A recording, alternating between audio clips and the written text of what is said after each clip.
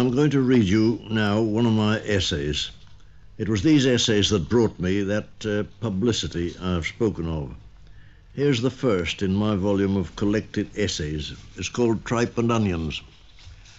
The Australians have a reputation for hospitality, and the hospitality of their newspapers is simply extraordinary. For instance, I myself have in the past few years been given space in various newspapers for discourses on every kind of topic, from rabbits to the League of Nations, from the poetry of Keats to the proper way of killing fowls, from cabbages to kings. But curiously enough, I seem to have omitted hitherto to write an essay on tripe and onions. It's not, of course, easy to be sure of this. I could make certain by hunting through the files, but looking back over one's past life is an insidious habit justly condemned in the scriptural story of Lot's wife. Apart from the danger of being turned into a pillar of salt, few experiences are more painful than reading an old newspaper articles of one's own. I confess with Macbeth, I am afraid to think what I have done. Look on't again, I dare not. Still, without looking, I feel tolerably certain that I have not communed with you, heart to heart, on the subject of tripe and onions. The reason probably is that the subject is too great for a mere essay. It has ever so many different aspects. For example, taking it quite literally, I could easily write a column in vigorous defense of a dish which has been shamefully underrated, making this the text of a sermon on our neglected blessings. Why should tripe, I might passionately ask, be singled out for contumely?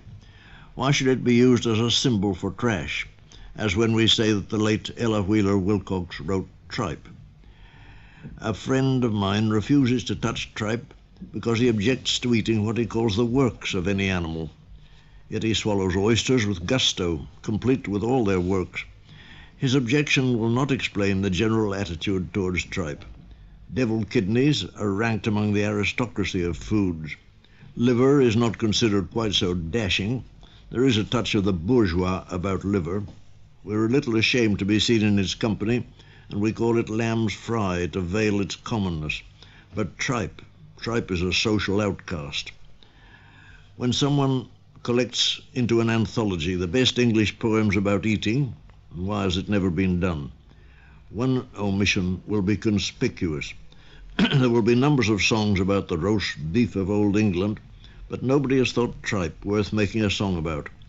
Mr. Chesterton has introduced sausages and mash into one of his poems, but even this democratic singer draws the line at tripe.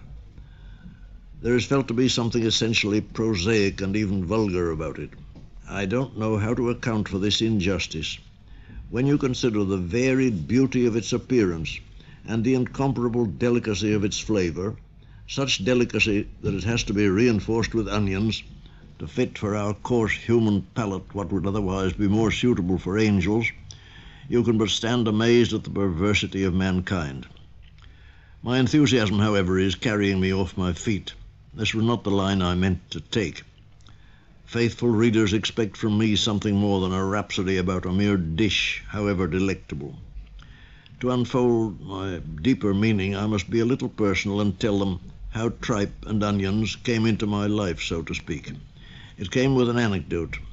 Lady Dorothy Neville, that incomparably witty woman who may briefly be described as the fine flower of English society in the Victorian era, was once in the company of certain ladies when the topic of conversation was food. Each of them was naming her favorite dish. There was a considerable exhibition of what, in the language of today, is called swank. The talk was all of wonderful things which only a chef of genius can prepare, and which are to be seen only on the tables of the very rich. Lady Dorothy was silent.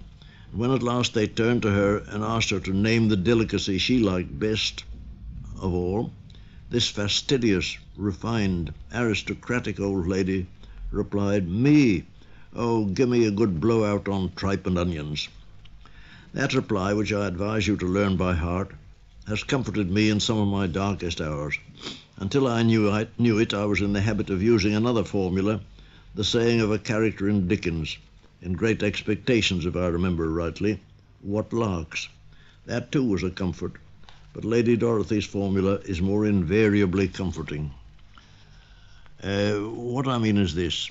On our way through the world, we are constantly reading or hearing of things which would depress us horribly if we had to receive them in silence.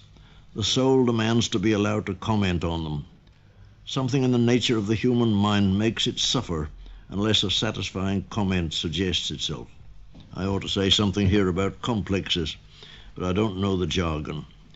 When I read, for instance, in Walter Pater, to burn always with this hard gem-like flame, to maintain this ecstasy, is success in life, I reply at once, what larks, and feel that the danger is past. But a more satisfying reply is, quite. But can you really burn with a hard, gem-like flame when you're in the middle of a blowout on tripe and onions? Similarly, when I read in Bertrand Russell an account of the universe as modern science presents it to our view, ending with the words, only within the scaffolding of these truths, only on the firm foundation of unyielding despair, can the soul's habitation henceforth be safely built. The obvious comment that springs to one's lips at once is, what larks? But this, though comforting, is not wholly convincing. The right comment is, all right, and now let's have a blowout on tripe and onions. The moment you have said that, you know that your soul is saved. There has been a battle between high-sounding nonsense and humble common sense, and the nonsense has been beaten. A few years ago, this was before World War II, a well-known Japanese statesman died. He was a reactionary, an aggressive imperialist, and a militarist of the most fire-eating kind. For the sake of the world's peace, he was better dead. But of course it would not have been proper to say this at the time. The then Governor-General of Australia said the proper thing. He informed the Japanese government that Australia had heard the news and been saddened by it, and that all Australians felt as if they had suffered a personal bereavement. Confronted with a statement like that, what is one to say or do? You must find, you feel at once that unless you can make some comment, some fitting outlet for your feelings, you will explode. I don't mean that you need say anything aloud, but you simply must find something to say to yourself about the situation. To make an imaginary addendum to the Governor-General's message, something like, to mark the universal grief, the Government House blowout on tripe and onions has been postponed for a week, relieved the tension of one's mind.